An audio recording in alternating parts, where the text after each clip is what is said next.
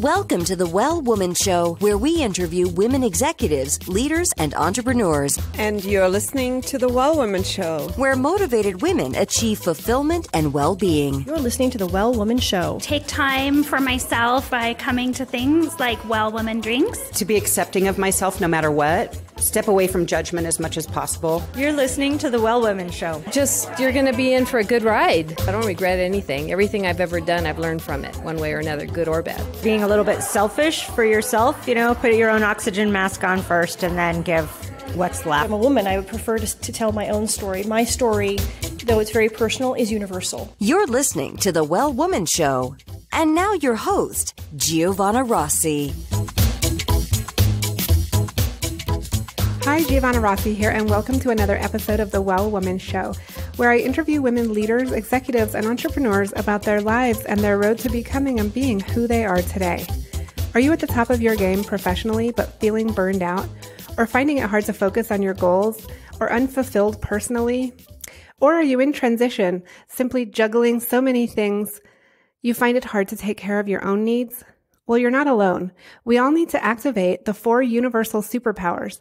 These are the internal strengths and abilities we all already have, but don't use all the time. Superpowers can be cultivated, and they include awareness, intuition, action, and acceptance. Toward the end of the show, in a segment called Superpowers for Success, I ask my guest about her superpowers, and the answers will give you the strength, perspective, and power to live a well woman life. I'm so happy you're here, so thanks for tuning in. This episode of the Well Woman Show is brought to you by Collective Action Strategies, supporting organizations that support women and families, and by Well Woman Life Movement Challenge Quiz, your resource for living your best life. If you're in burnout or major transition, this is your time to figure out what's holding you back from making the changes you need to make in order to live your fullest, most joyful life. The cause of all of our challenges, personal or professional, can actually be rooted in the lack of internal superpowers and/or external supports. Our Well Woman Life framework tells you which stage of the Well Woman life cycle you're in and what to do about it so you can truly live your best life. You can find out more at wellwomanlife.com/quiz. I'm so thankful for support from Natural Awakenings magazine in New Mexico, a monthly green, healthy lifestyle publication, and for support from High Desert Yoga, promoting optimum physical health, clarity of mind, and spiritual inspiration for all. Today's topic is sharing knowledge from the Indigenous Goddess Gang, and hopefully by the end of the show, you'll understand the importance of history centering Indigenous women and be inspired to see things through a new lens. My guest today is Kim Smith from the Diné Nation in the southwestern part of the United States. She's dedicated her life to fighting for Indigenous human rights, water, and land at a local, national, and international level. In her Diné community, her work includes advocacy work in environmental justice, food sovereignty, art, and Indigenous-based knowledge. When she's not home, Kim curates a national traveling exhibition called The Art of Indigenous Resistance, which highlights graffiti and Indigenous art as a platform to raise awareness about Indigenous resistance. Kim is the founder for the online collective Indigenous feminist magazine, Indigenous Goddess Gang. Kim works alongside Winona LaDuke as a board member for Honor the Earth and Diné Citizens Against Ruining Our Environment. She's considered an expert on climate change for the United Nations and is a registered international frontline defender. What you'll learn in this episode is why we need a feminist history of women centering Indigenous women, and how Kim uses the term goddess, and her insight into her vision of sharing medicine through an Indigenous femme lens. This was a really amazing conversation. I hope you enjoy it. You can find more information and links, as well as this week's giveaway and Kim's book recommendations at wellwomanlife.com/122show. You can also continue the conversation in the Well Woman Life community group at wellwomanlife.com/Facebook. And definitely save the date, September 9th and 10th, for the Well Woman Life retreat, as well as the Well Woman Life and Albuquerque Business First Leadership Summit. And that is September 10th, and then the retreat is on September 9th. So these are going to be, it's a 2-day event that is going to be really awesome. Definitely email us to get on the list for finding out about that. info@wellwomanlife.com. Now to my interview with Kim Smith. Welcome to the program, Kim. Thank you for having me. Kim, I'm so excited to talk to you. Will you first start out by telling listeners, what are you working on and how does it impact women's lives and well-being? Right now, I am working on a number of projects, but the most prominent one at the moment is Indigenous Goddess Gang. And what it is a online Indigenous magazine. And it's really a space for sharing medicine through poetry, food, seed knowledge, herbalism, music. From an Indigenous lens, this is really a space for us reclaiming our knowledge. From an Indigenous femme lens, each month we have a different honoring of different matriarchs from different tribes in our photo shoots. And then each month we share a lot of different knowledge from our matriarchs. And, we share a lot of medicine in the form of, seed keeping, Indigenous midwifery, Indigenous moon cycle knowledge, Indigenous ancestral food recipes, music, Indigenous poetry. We have another section called Land, Water, Dignity, and that talks a lot about all of those things from a very social justice standpoint, and talks a lot about the realities of what we're impacted with in Indigenous communities when it comes to our land, water, and dignity and policy and those types of things.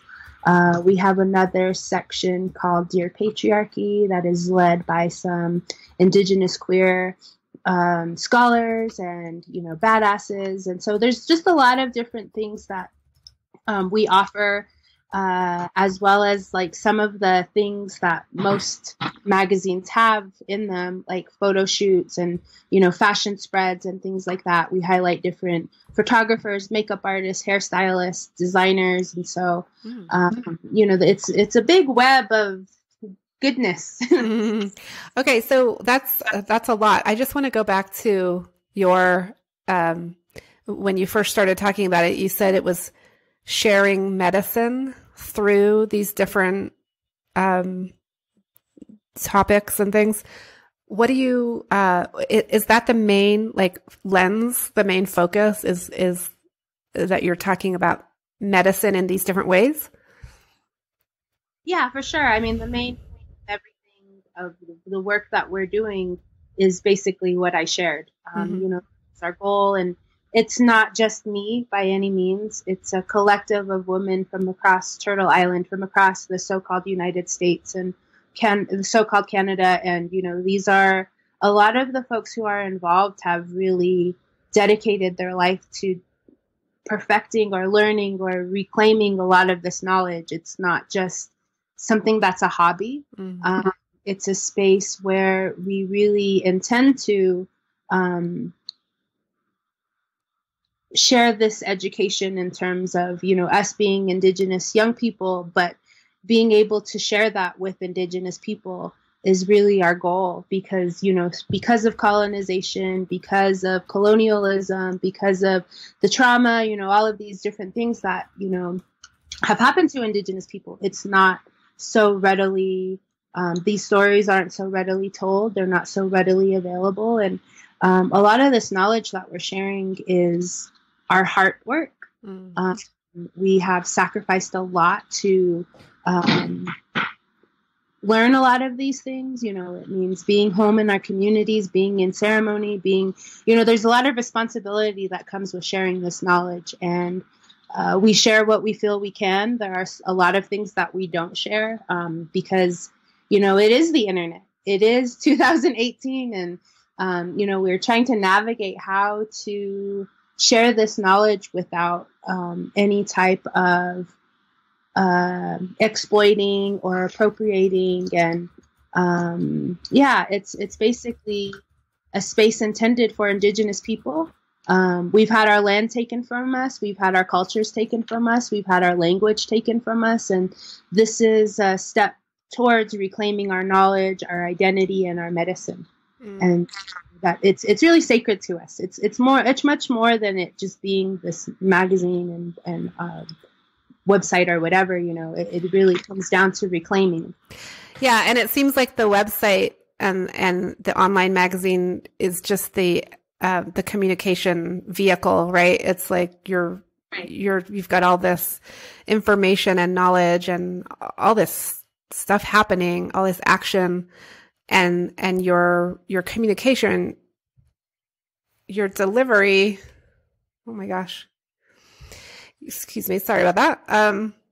Your delivery of this really important information and knowledge is the internet, which is great, but it has its drawbacks too, probably. Has it been a magazine that's been in print as well, or is it just online? Right now it's just online, and I think that we intend it to be. We might do a limited run of some published things, but I feel like, for me personally, I feel like to publish something, like to print something, is a huge exhaustion on resources. We are very much land defenders and water protectors, and a lot of those resources to produce those things take a lot. And, it ties into capitalism, and, that's not what we want to do, And so that's part of the reason why, for me, I've been a little bit reluctant to go into that direction. Whereas, you can just go onto your smartphone or go to a website and be able to read everything there. And so I like that. I like the accessibility of it.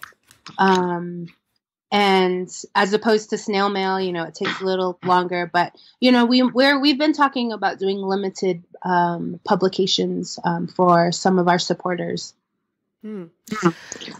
Okay, so Kim,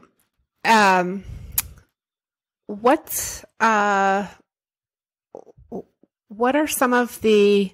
I know you mentioned a few of the topics and things that you write about, and you have a lot of different writers working with you. It sounds like in the collaborative.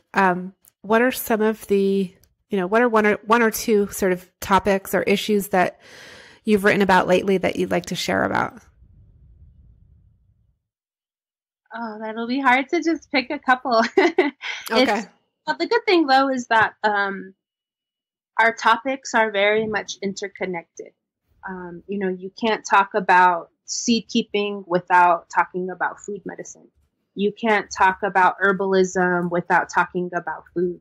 And you can't talk about, land, water, dignity without thinking about the food and the medicines and all of those types of things. And so our mindset as Indigenous people is very much land-based. And if you look through all of the topics and you read through, the articles that have been published, you'll see that. And I think that that's one of the biggest things that I would like to highlight is that it's one drawback that I have realized is that people aren't reading. People really enjoy, some people read it, and then other people, we're having a hard time navigating in terms of getting people to read the content and really take it in. As humans, we have such a short attention span. Like we'll be like, oh, okay, cool. I read, run through reading an article and then think, oh, okay, well, I'll come back to this later. So really it's, I would like to highlight all of them, and there's knowledge. There's so much good medicine and good knowledge in each of the articles that, they go hand in hand. There's not one that I could pick that is greater than the other. Yeah.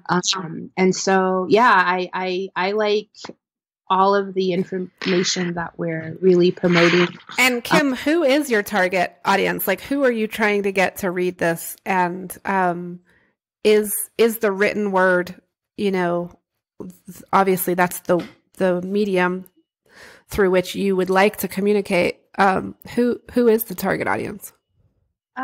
Like I said before, it is a space intended for Indigenous people. Mm-hmm. It's really our way of reclaiming a lot and when you go to our website, you'll read a lot of the questions that you're asking. There'll be a lot of answers there. But yeah, it's really a space intended for Indigenous people, Indigenous femmes, Indigenous queer, two-spirit, non-binary, it's men even, it's really for us a way of reclaiming and highlighting that Western education, Western medicine, Western food, all of those things, like, we have our own way of doing those things. And it's time for us to reclaim a lot of that knowledge, because the direction that Westernism, if you will, or the American dream, that it's not for us. And so if we go back to relearning our Indigenous, life ways, that, we could go and really progress in the right direction of knowing from an Indigenous standpoint, from an Indigenous lens, what our future looks like, what we need to do. Because the direction that we're going in now, in terms of, American society, or what society says that we need to be, is getting us sick. It's desecrating the land. It's poisoning the air. It's poisoning the water. And that fracturing affects us as Indigenous people, because our whole philosophy and livelihood is based off of the strength of Mother Earth. And so, yeah, that's really who this is intended for. And, Indigenous people, when they hear this, they'll know and they'll understand it. And so, that doesn't mean that we completely shut the door for allies. It's always good to have allies and accomplices in a lot of this work, and in being human. And so, there is a disclaimer that we put out there on our website that also, tells people this is to tread lightly and respectfully, that this site is not intended for exploiting or appropriating. Yeah, it seems to me that you are really committed to centering your voices in in general, I guess, but centering your voices as Indigenous women and activists and people, rather than just responding to what else is happening, so like really reclaiming your own voices within as the center of what you're doing, instead of like on the sidelines. Right. And it's not really in that sense.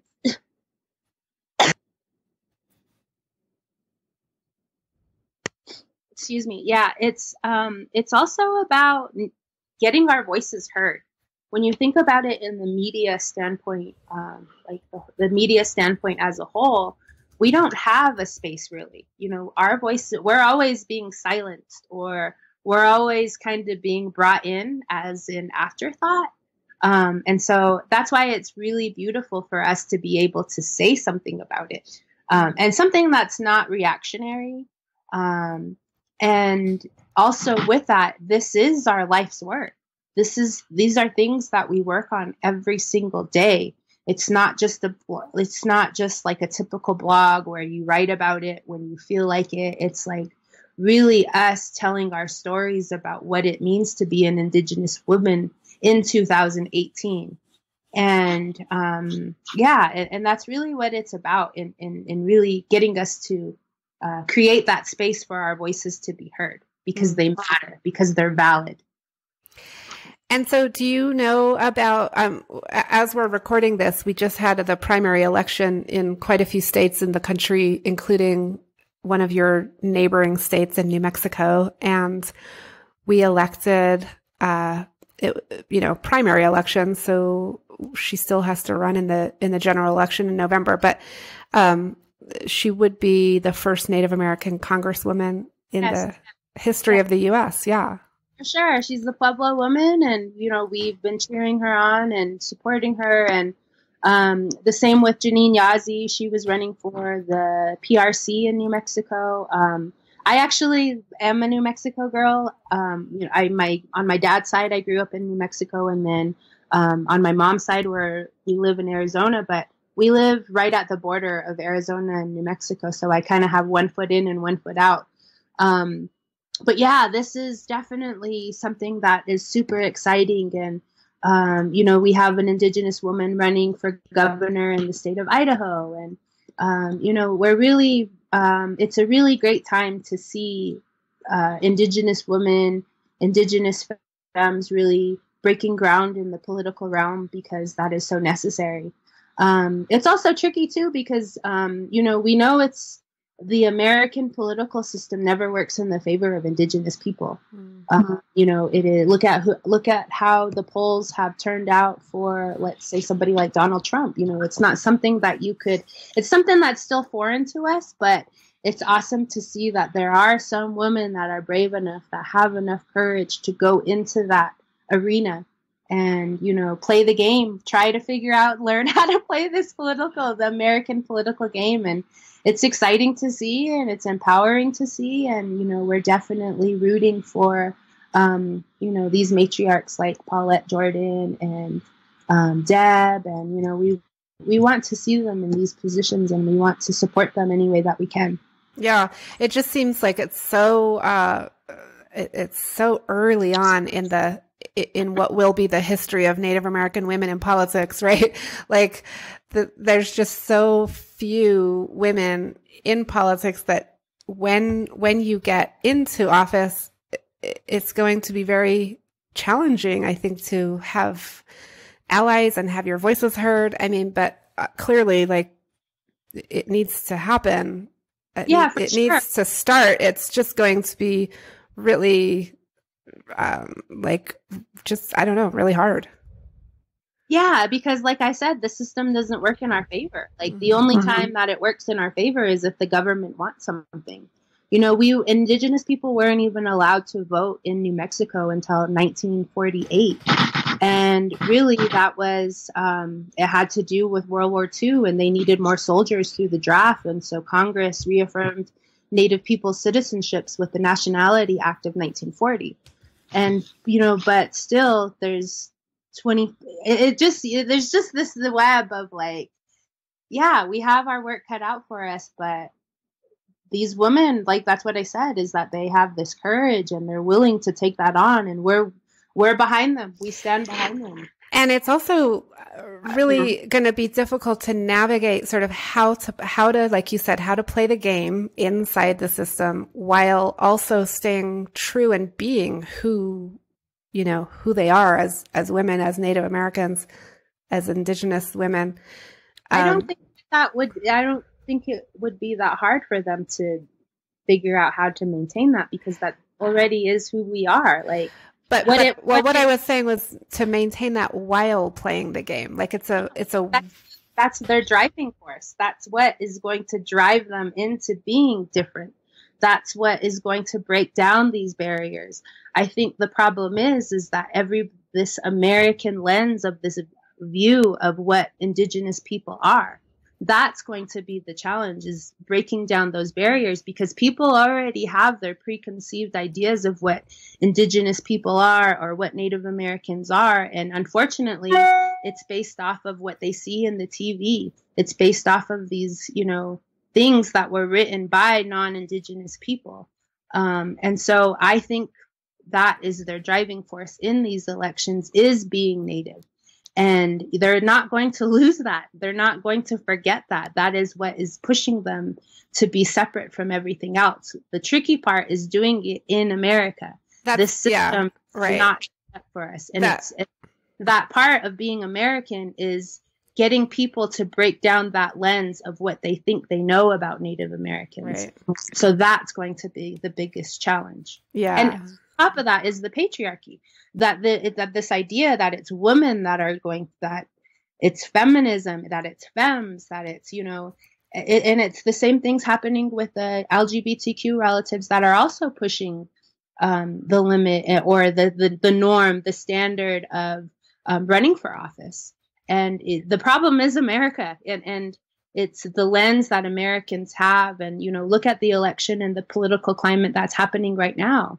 And, when it comes to being a person of color, we have the disadvantage because the majority of, the power comes from these white folks. And that's the part that is the hardest, because they have allowed and continue to allow for somebody like Donald Trump to represent America or whatever. And that speaks a lot. That says a lot about how far people are going to go and allow for this to continue to happen. He's been in office for over a year. And it's like, what is it going to take for white folks to get their folks, if that makes sense? It's because the people of color, the indigenous people, we're trying to navigate through so much of our trauma while there's still trauma happening in our communities. Yeah. Well, that makes me think about wanted to ask you about sort of where you are, or where you see the Me Too movement going for the country, for the world, but for you as an Indigenous woman leader. I think that it will. We've been saying this for a long time as Indigenous people. You look at what happened with the boarding school era. There have been so many instances of that abuse, even within the Catholic Church.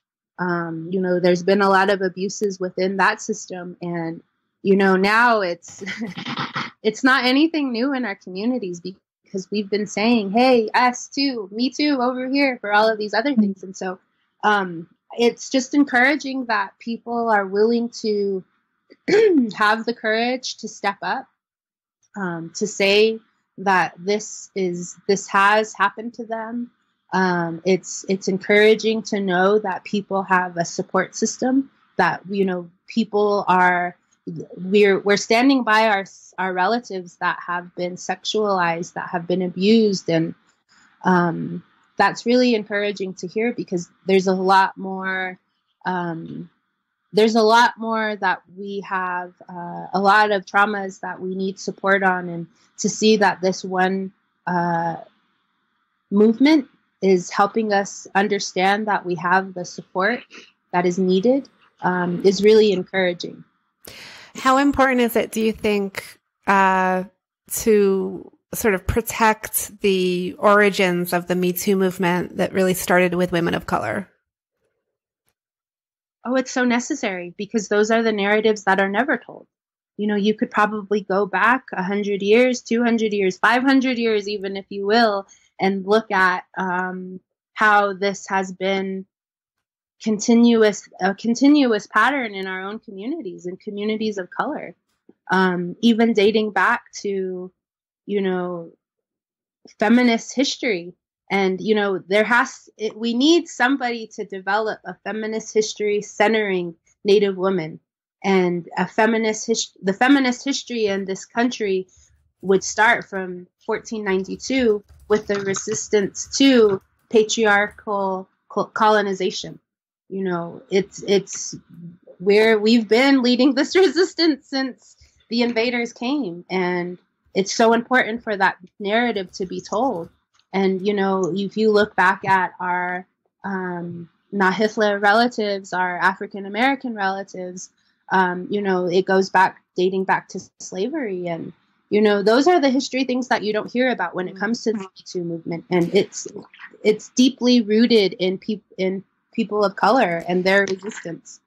And so would the need to tell the feminist history of women's centering Indigenous women, would that be something that your group would do? That's what we're trying to do. That's what right. Indigenous Goddess Gang is that we're trying to figure out what that looks like, what that means. Like, how do we tear that door down? How do we write that story? How do we do that in 2018 when we have all of this extra stuff coming at us that we've talked about prior, but we're doing it. We're trying, we don't have it down 100%, but, we're trying to be as inclusive, as humble as we can, and trying to figure all of this out. So, Kim, if we talk about the root causes of sexual harassment and some of the issues that the Me Too movement really highlighted. If we look at those root causes as power and other things that you're probably addressing in your work, how necessary is it to use the momentum of the Me Too movement to really address those root causes and not just talk about the details of, XYZ sexual harassment case and who got fired today and who lost their job because of it, but really, really talk about those root causes? I don't really feel at liberty to talk about that because I know that there are a lot of organizers who have been working on this up until this point for so long. And, I didn't know that I would be talking specifically about the Me Too movement in this interview. And I don't feel like I'm at liberty to do it justice that it is necessary to talk about the Me Too movement. So could we go to the next question? Yeah, sure. Yeah, definitely. I don't really have a set of questions that just came up because it was just came up in our conversation. So this might be a good time to go on to our segment called Superpowers for Success, where we talk more about you and you as a leader. So the first question I have is, what does success in life mean for you?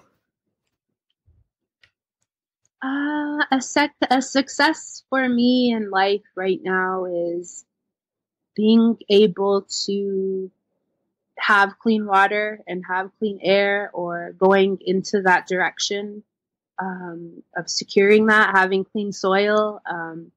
I'm going to be 34 this year, and I want to be able to live off of the land, live in harmony with the land. And because of all of the resource extraction that happens in our front yard, in our backyard, in our air, it's harder. We Indigenous women, Diné women, have a higher chance of getting cancer than any other population. And so, that's a success for me, is being able to navigate through that to where we have our defenses up, or that, we're headed in that direction to where if it's not safe now, then for future generations it will be. Another success is being able to be a Diné woman in 2018. There's a lot of sacredness and responsibility with that. As an Indigenous woman, I have responsibilities to my clans, to my communities, to the matriarchs, to my elders, to my ancestors. And the history of who we are as a people has been very traumatic.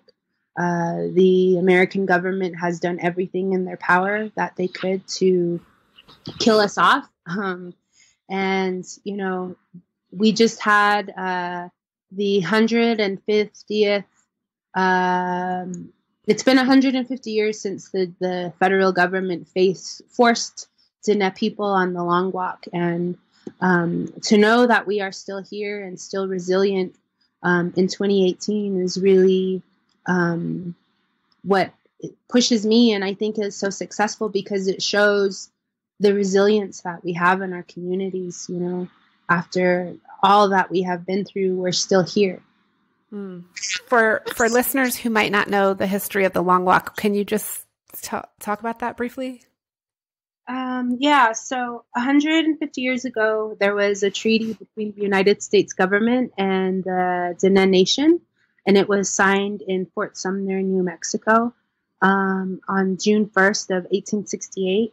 Diné people were rounded up and forced to walk from their ancestral homelands in what is now Arizona to eastern New Mexico. There was several hundred of Diné that died. The captives died during the walk. And then in captivity, Diné people were held there in Fort Sumner for 4 years. And the U.S. Army were considering the encampment as a experiment, and a failed experiment. It was really Diné people staring death in the face, and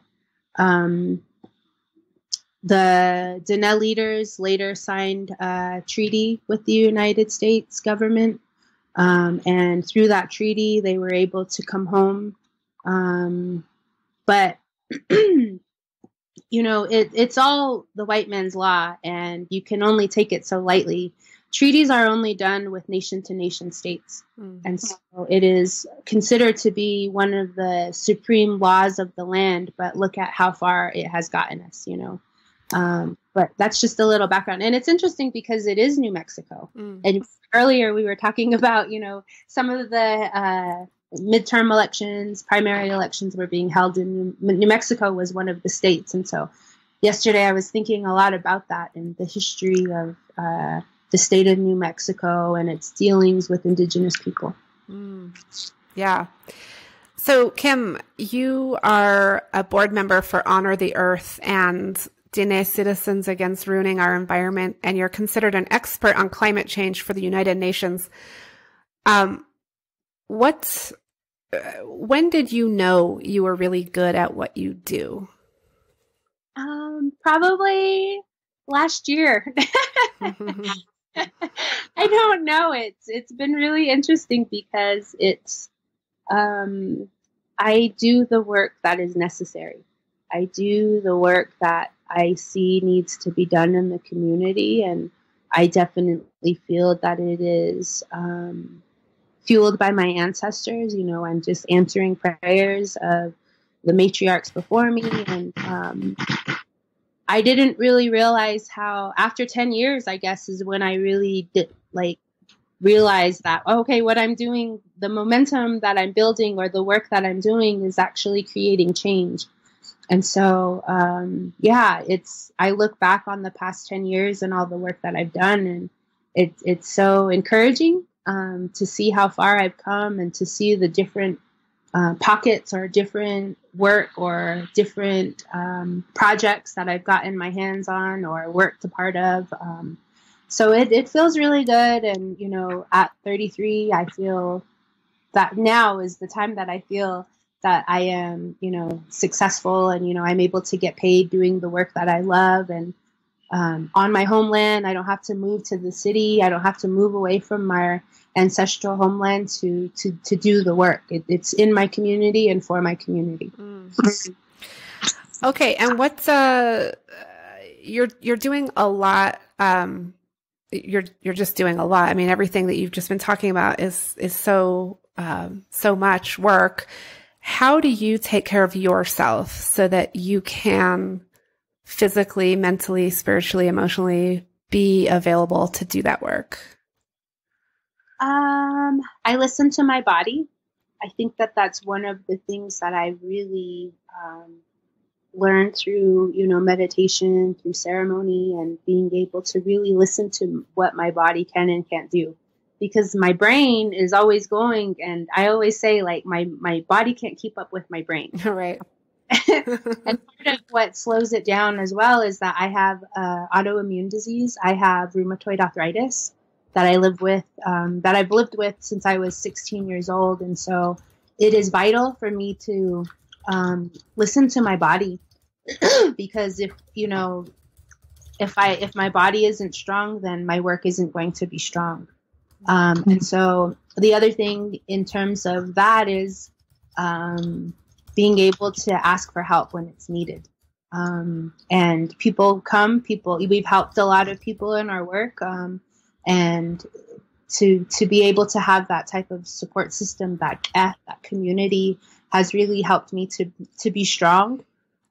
Because my friends, my sisters, my brothers, my relatives, my mom, my matriarchs, they'll all tell me, you need to slow down, you need to rest, you're doing too much. And so just taking it all in really and understanding that there is a timeline, but there isn't, I'm my own boss and some things could be put off for a day or two or what have you. And that's okay. It's okay to say, I need to slow down. I need to take care of myself. I need a day of just resting or lounging around and that's okay. It shouldn't be shame that people need to take a break or check out for a little bit. Right. Kim, what superpower did you discover you had only to realize it was there all the time? That I'm Indigenous. Oh, I like it. Yeah. That the spirit of my ancestors runs through me, and that the land remembers it, and the land and the prayers are there waiting for everybody to understand that and embrace it. And I take a lot of pride in being Diné and being a water clan. I come from a water clan, and I'm very much connected to that. And when you look at when you learn about the Diné clan systems, I don't know. All I know is Diné because I'm Diné, and it could be the same in other Indigenous cultures. But each clan has a certain responsibility. For me, coming from a water clan, our responsibility is taking care of water. Mm-hmm. There are others where their responsibility is seed keeping, is taking care of the corn, or there's a lot of different responsibilities that come with each clan. And I think that's so beautiful, and that's so powerful, because if you think about it from a Western standpoint, it comes into science. That means we know how photosynthesis works. We know how to store our seeds to make them fruitful, and we gauge the stars. All of that type of stuff are the responsibilities that come with our clans. And I think that's so beautiful, and I think about like that in my mind is like a superhero, like that gets so romanticized in comic books and things, But Kim, was there a time in your life where you were living in a way that was not recognizing that superpower? So living without,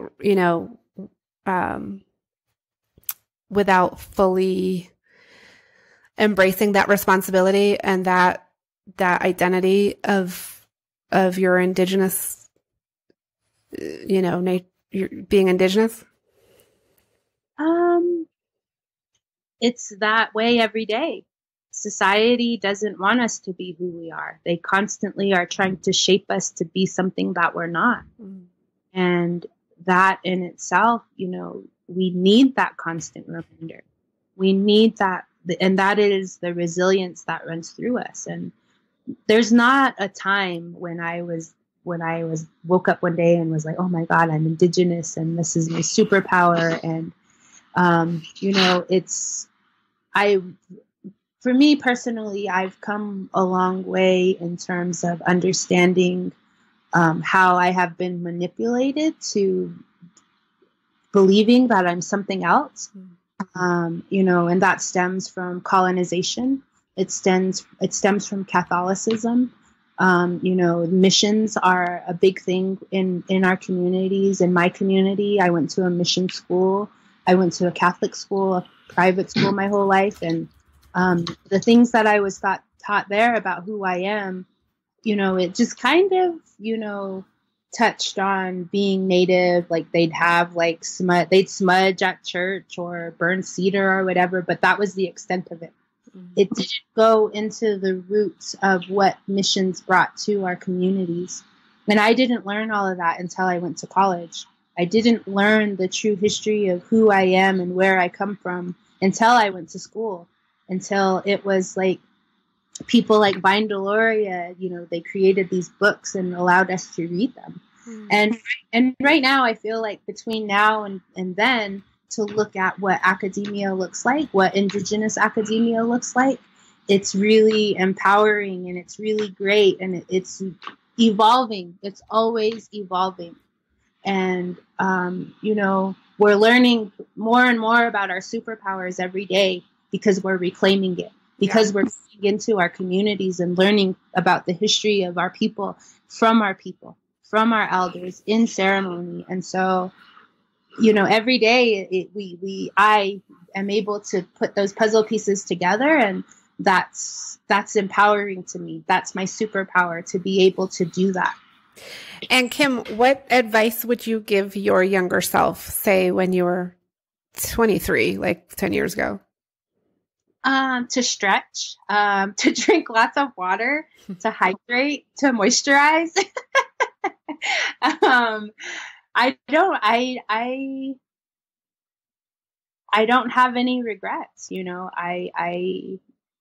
I have taken all of my experiences in and accepted them, forgave myself, what have you, that, everything happens for a reason. And I have no desire of, I just know that things in terms of maybe just taking care of myself better, in stretching more, in drinking more water, having a healthier diet, I maybe the other thing would be not drinking.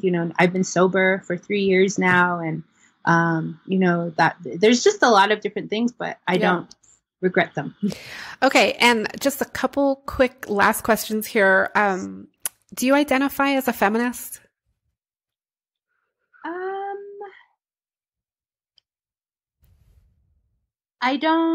No, I don't, because I have my own mindset of who I am, and I don't want to be labeled under something, something that isn't originated from my own people or my own culture, And I think that that's what I like about the term goddess, because for Indigenous people, our holy people, our higher beings are gods.